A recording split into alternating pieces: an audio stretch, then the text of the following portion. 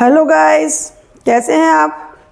और स्टूडेंट्स, मैंने आपको पढ़ाया जो लास्ट क्लास थी उसमें मैंने आपको बताया कि फ्रांस की क्रांति का जो इफ़ेक्ट था, जो प्रभाव था, वो विश्व के देशों पर क्या क्या पड़ा और स्पेशली यूरोप पर।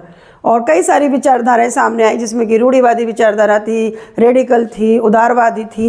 अब हम इससे आगे बढ़ते हैं कि यूरोप में क्या चेंज होता है और कैसे विचारधाराएं बदलती हैं। जैसा कि आपने देखा, अब जो रेडिकल वाले थे वो क्या कह रहे थे कि वो निजी संपत्ति के विरोध में नहीं है, लेकिन वो ये कह रहे थे कि संपत्ति किसी एक व्यक्ति के हाथ में नहीं होनी चाहिए या किसी एक समूह के हाथ में नहीं होनी चाहिए। ठीक है।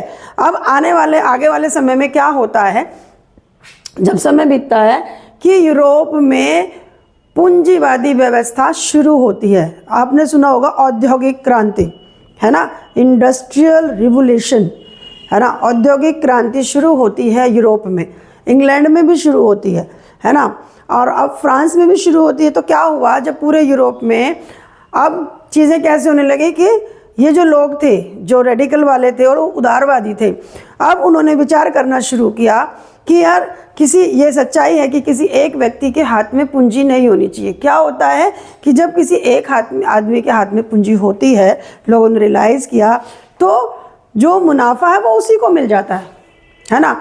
लेकिन उसके साथ जो मेहनत करते हैं, जो ग्रुप होता है, देखो कोई भी इंडस्ट्री हो, कोई भी यूनिट हो, कोई भी आपकी कंपनी हो, वो किसी एक पर्टिकुलर व्यक्ति के हाथ में से नहीं चल सकती, है ना।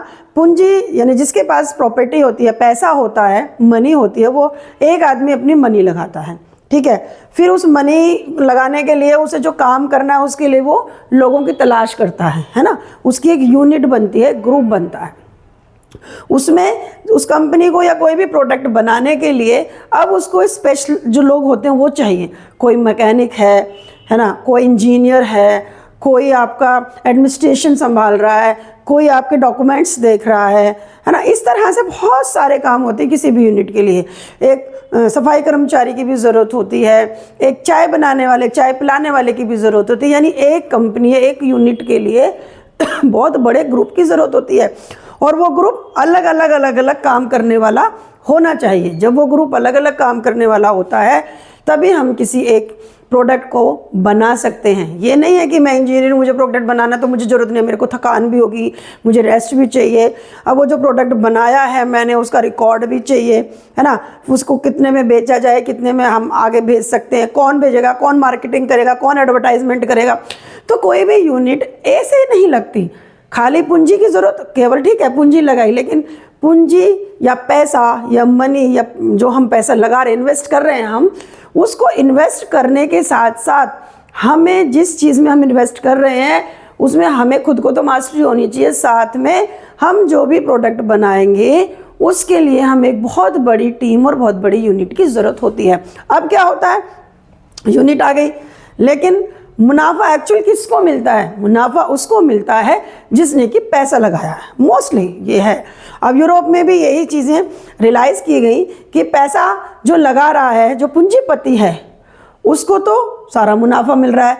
लेकिन ऐसा तो नहीं है कि पूंजीपति की मेहनत है, भाई मेहनत पूरी यूनिट की है, मेहनत पूरे ग्रुप की है। तो इनका ये मानना था कि इस तरीके से क्या हुआ कि छोटे छोटे बहुत सारे पूंजीपति इकट्ठे हो गए और छोटे छोटे यूनिट्स बनने लगी।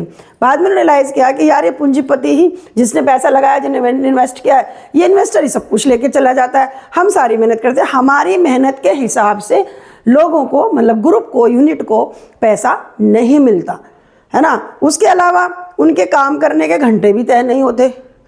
कोई भी है, मान लो मैंने एक यूनिट लगाई जो समाजवाद है, इसकी विचारधारा कैसे आती है आगे मैं आपको बताती हूँ। मान लो ये इन्वेस्टर हो गया, ये हो गया इन्वेस्टर, इसने लगाई एक कंपनी या एक फैक्ट्री, इसने इन्वेस्ट किया यहाँ पर। मान लो इसने एक कोई भी एक आइटम हम देख लेते हैं, एक कुकर फैक्ट्री लगाई, है ना, कुकर बनाया, कुकर फैक्ट्री लगाई, ये है कुकर फैक्ट्री।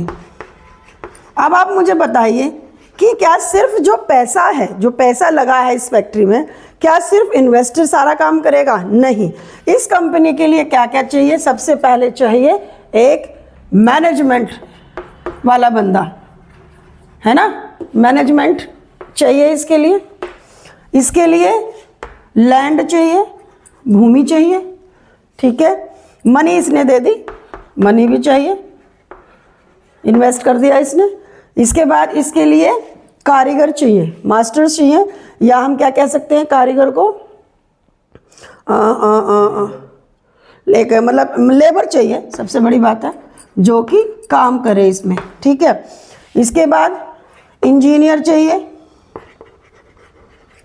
इंजीनियर्स की भी ज़रूरत होगी इसमें, है ना, क्योंकि एक एक पॉइंट। मेटल चाहिए, ये तो प्रोडक्ट के लिए हो गया, लैंड चाहिए और इसके लिए मेटल चाहिए, ये सब ये प्रोवाइड कराएगा, है ना। और अब और क्या चाहिए इसके लिए, मैनेजमेंट हो गया, ये हो गया मार्केटिंग, जब हमारा प्रोडक्ट बनेगा। अब ये देखो कुकर में कितने सारे पार्ट्स होते हैं, है ना। कुकर में सबसे पहले आप देखिए उसका बेस होता है जिससे वो बना हुआ होता है, फिर उसमें हैंडल होते हैं मोस्टली प्लास्टिक के, तो प्लास्टिक मतलब डिफरेंट टाइप का मटेरियल चाहिए।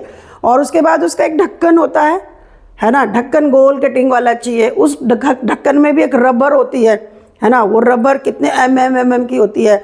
उसके बाद उसमें एक वेसल होती है, उस वेसल के अंदर भी एक वाल्व होता है, बाहर भी एक वाल्व होता है। फिर एक मतलब कहने का मतलब है उस एक कुकर के लिए ही जब उसमें कई तरह के पार्ट, कई तरह का मटेरियल लगता है तो उतने ही तरह के लोगों की ज़रूरत पड़ती है। चलिए आपने लैंड खरीद ली, आपने पैसे लगा दिए, आपने मेटल भी ले लिया, है ना, सब कुछ कर लिया। उसके बाद में आपका मैनेजमेंट, भाई कोई किस तरह से आएगा, कितने लोगों की ज़रूरत है आप लोगों को उसमें काम करने के लिए, उसमें मशीनें चाहिए, अलग अलग तरह की मशीनरी चाहिए, मेटल चाहिए, लैंड चाहिए, मशीनें चाहिए। अब उन मशीनों पे काम करने वाले एक्सपर्ट्स, कारीगर चाहिए, है ना। मैनेजमेंट चाहिए कि कौन कैसे मैनेज कर रहा है, कौन कैसा काम कर रहा है, तो एक मैनेजर भी चाहिए, ऑब्जर्वर कह लो, है ना, सुपरवाइज़र कह लो। उसके बाद में जो काम कर रहे हैं वो चाहिए, जो साफ़ सफाई वाले हैं वो चाहिए। उसके अलावा एक इंजीनियर चाहिए जो उसके MM को देखेगा। उसके बाद में मार्केटिंग, आपने प्रोडक्ट बना लिया, अब वो मार्केट में कैसे बिकेगा, मार्केटिंग के लिए भी एक बंदा चाहिए, मार्केटिंग होगी, ठीक है। अब मार्केटिंग होगी तो आप ऑर्डर मिलेंगे आपको, उस ऑर्डर को पूरा करने के लिए भी आपको एक्स्ट्रा लेबर की भी ज़रूरत होती है। और अब वो आपको जगह जगह क्या कह सकते हैं, डिलीवरी, है ना, अब हमें डिलीवरी भी करनी है, ठीक है। अब ये सारी चीज़ चाहिए जब आपको, तब जाकर आपका कुकर बनता है और तब जाकर आपके कुकर की सेल होती है, मार्केटिंग होती है, तो बहुत सारे लोग जुड़ गए। अब कुकर बिक गया, मार्केट में चला गया, सप्लाई होने लगी, ऑर्डर मिलने लगे, लेकिन क्या बताओ ये सारा काम क्या ये एक इन्वेस्टर कर रहा है? नहीं, ठीक है, ये इन्वेस्टर नहीं कर रहा। लेकिन जब इन सब से मुनाफा आएगा, पैसा आएगा, ठीक है, तो वो ज़्यादा किस पे जाएगा, इस इन्वेस्टर पे, है ना। अब ये सारे लोग ये सोचते हैं कि यार ठीक है इसने पैसा लगाया, लेकिन मेहनत तो हमने भी लगाई, काम के घंटे तो हमारे भी हुए। उस वक्त इन लोगों की मेहनत ज़्यादा होती थी और इनके जो काम के घंटे थे वो डिसाइड नहीं थे, मतलब निश्चित नहीं थे कि इतने घंटे आपको काम करना है। इन्हें छुट्टी भी नहीं मिलती थी, छुट्टी का भी कोई शेड्यूल नहीं था कि छुट्टी लेनी है नहीं लेनी है, और जितना ये काम करते थे उससे कम मजदूरी मिलती थी।